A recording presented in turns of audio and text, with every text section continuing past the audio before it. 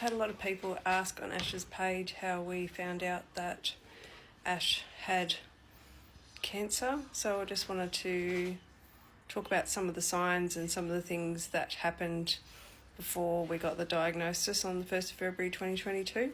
Go!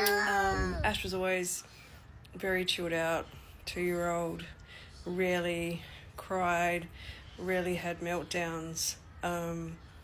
And in late December 2021, we were flying to Tasmania to visit my family for Christmas, and he had a huge meltdown at the airport, crying, hitting the ground. Santa came over, didn't want to have a bar of Santa, and that was sort of the start of his behaviour changing. We went to Tasmania, and the whole time we were there, he was constantly falling asleep, was off his food, crying, just not right, but then would come good again. So the day that we were flying back from Tasmania, he woke up that morning screaming and screaming and screaming and screaming, and we weren't sure what was happening, because then he would settle back down again. So we decided to get the flight back to Brisbane, as we just wanted to be home in case something was wrong. We got on the flight. He was still crying, screaming on the flight.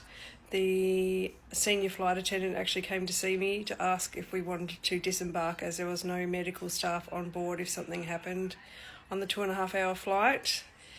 So my anxiety was through the roof on what decision to make there. We did decide to just stay on the plane and get back to Brisbane, to home. And he settled down on the flight. He was still crying. He was sleeping a lot. Still not right. So when we got back to Brisbane, I ended up taking him to emergency at our local hospital. And this was right in amongst COVID time. A lot of his symptoms that he was having were similar to COVID.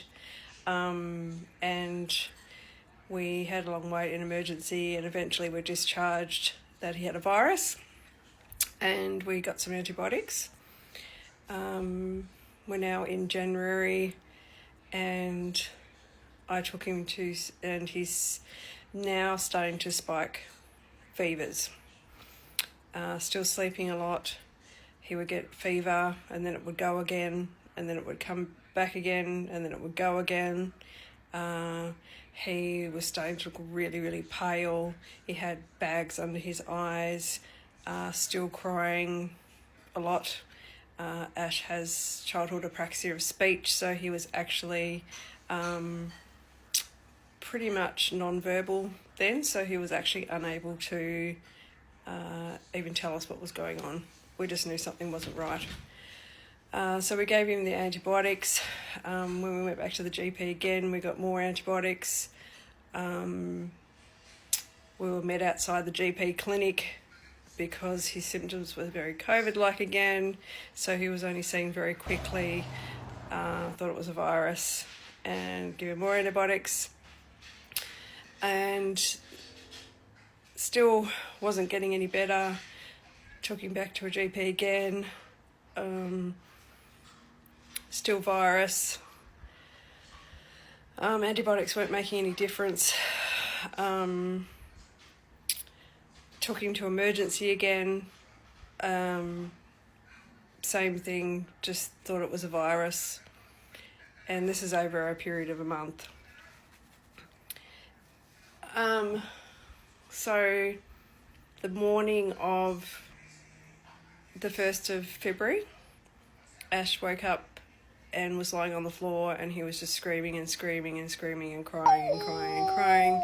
I rang Adam, our partner, and said that he's just not getting any better, and I'm taking him to the Queensland Children's Hospital. So we drove in there. He was still really upset all the way in the car. We turned up there, and I spoke to the nurse on the front desk and burst into tears because it had been a month and he wasn't getting any better, and I was explaining all of his symptoms. He also had bruising as well at this stage, and he had been just sleeping all the time. He hadn't been playing, so I was like very confused about why he had so many bruises. Petite. I can never remember. I'll show you a picture of it. So we were actually taken straight through, and we had a really lovely doctor who listened to all of his symptoms and everything that had been going on, which at that stage was fatigue, not eating, pale, bags under his eyes, grey under his eyes, bruising, not interested in playing. He was having night sweats, so he'd wake up during the night and the bed would be absolutely saturated. His fevers that would come and go, and all this time I still thought he just had a really bad virus and that he was going to get better, and they were just going to tell me that it is a really bad virus and he's going to have a stay in the hospital and maybe go on some antibiotic drip or something to help it. So that is also why I took him to the hospital on my own without my partner, because he was at work, and I said, don't worry about it, we'll just get this virus sorted, we'll go to hospital. So the doctor said they were going to take bloods, and this is the first time that Ash had actually had bloods taken in each of the visits that we'd had previously. So we managed to get some bloods done, and then we just were waiting in the hospital room for the results of something to find out what was going on. And then the room seemed to be full of people. And they were saying to me, do you want to call your partner to come in? And I said, no, it's okay. Just thinking still, it was just a virus and I don't need to pull him away from work. And I said, oh no, it's okay, I can just find out what's going on, I can just tell him. And that's when the doctor told me that they believe that Ash has cancer. So that's when the whole world just felt like it fell out from underneath me. I instantly thought he's going to die. As some of you know, Ash is my IVF, and I was told my whole life I couldn't have children, so he's my one and only child, and the fact that I thought that I was going to lose him, everything, there was just a million emotions. I actually dropped on the floor. It was like my whole legs just came out from underneath me. I couldn't process what I had just been told, and at that stage I still thought maybe this isn't real. And so I called Adam and said that they think that he may have cancer, and can you come in? So he came in as soon as he could, and by that stage I'd actually spoken to an oncologist who had confirmed that it is leukemia, and I then delivered that news to Adam, who then also broke down sobbing. We just couldn't believe it. You go to hospital for your child that you think has the virus, and all this time he's been sick for the past month. He's had leukemia, and leukemia is a far better outcome the sooner that you pick up that there is leukemia. Being a blood cancer, it was spreading through his little body. He was taken up to the oncology ward, and we were just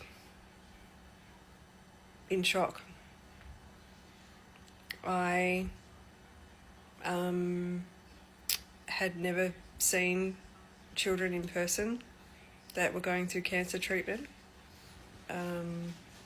to go up to an oncology ward while you're already in shock about the news that you've just been delivered about your own child, and now you're surrounded by other children who are going through cancer treatment. Babies, bald heads, nasal gastric tubes, just the saddest place. So that was the beginning of Ash's journey and how we got there, and following that's 2.5 years of cancer treatment. He was diagnosed with B-cell acute lymphoblastic leukemia, and following that was 2.5 years of what I could only describe as trauma, pain, hell. But that's how we got to the day that he got diagnosed.